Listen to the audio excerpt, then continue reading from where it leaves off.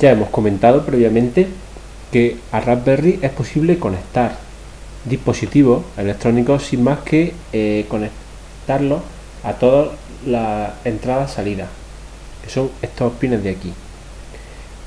También hemos comentado que es bastante delicado el hacerlo, puesto que Raspberry no dispone de una protección, de una capa electrónica que proteja estos pines, con lo cual un fallo en el que añadamos más de 3,3 voltios o un corto, o que demandemos más potencia de la que dispone, puede dar lugar a que cambiemos la electrónica de la placa. Y además esta electrónica es directamente el microcontrolador, es decir, no existe una electrónica de protección, una capa de protección entre el microcontrolador y lo que son los pines de entrada y salida, con lo cual hay que tener mucho cuidado.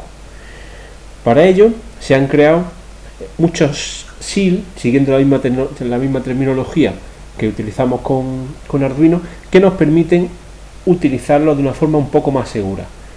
Lo primero que consiguen estos SIL es que sea más manejable, puesto que, como ya hemos visto, es bastante complicado el acceder a los pines. Además no están identificados, con lo que un error es muy sencillo que se produzca.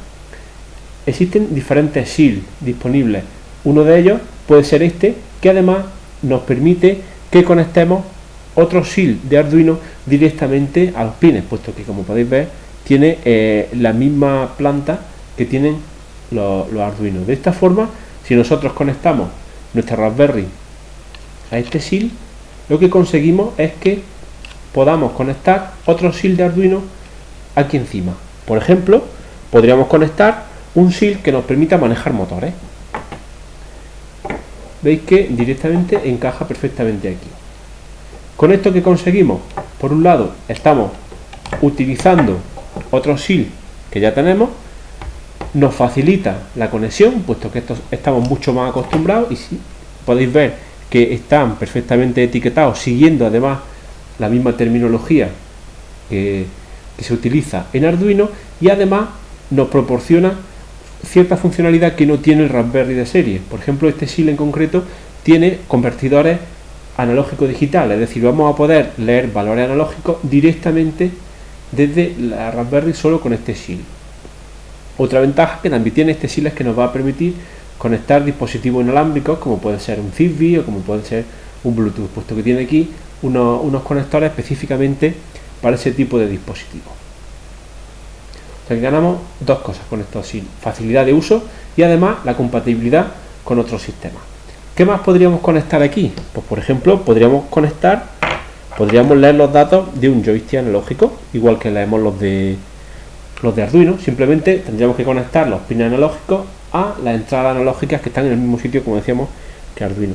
Otra opción que podríamos utilizar, pues podríamos controlar LCD.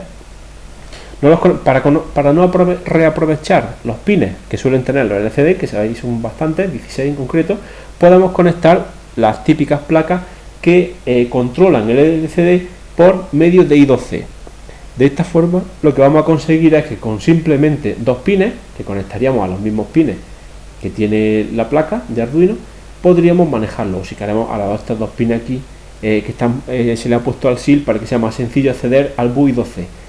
Podríamos trabajar directamente con el I2C de la Raspberry, conectaríamos con dispositivo I2C, cualquiera de los que tengamos accesibles.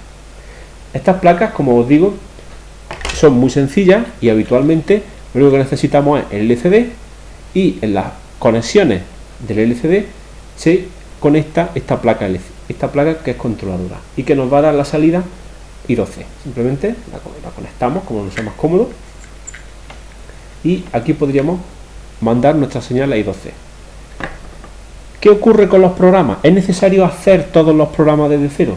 Existen librerías que nos permiten traducir un programa de Arduino, o sea, un fichero .ino o .pde, según la versión que utilicemos, directamente lo podemos incluir dentro de un programa en nuestra Raspberry, con la ventaja de que el código directamente está traducido. Es decir, si yo accedo al pin 8 o al pin 10 o leo el analógico 4, esa librería ya tiene toda la traslación necesaria de los pines asociados del Raspberry, con lo cual es muy sencillo el recuperar los programas que ya tenemos. Es decir, si tenemos un programa que maneja el LCD, vamos a tener el programa que maneja el LCD desde Arduino hasta Raspberry. Si sabemos controlar motores, vamos a poder controlar perfectamente los motores desde nuestra Raspberry.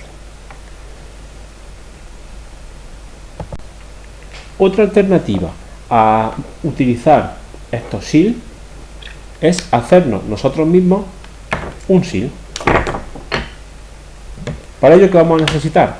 Vamos a necesitar una placa de prototipo a la que pondremos los conectores suficientes para manejarlo.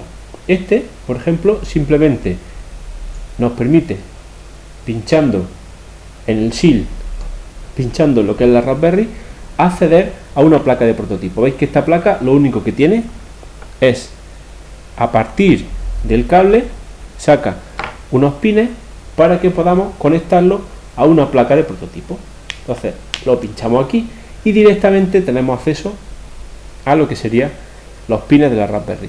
Mucho cuidado, como decíamos, con lo que son los posibles cortocircuitos y lo que son los posibles problemas que se generen debido a que estamos accediendo directamente a los pines, puesto que este SIL no tiene ningún tipo de protección.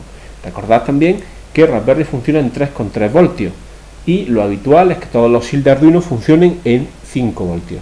Por lo tanto, es necesario, si los conectamos, que se produzca esa traducción.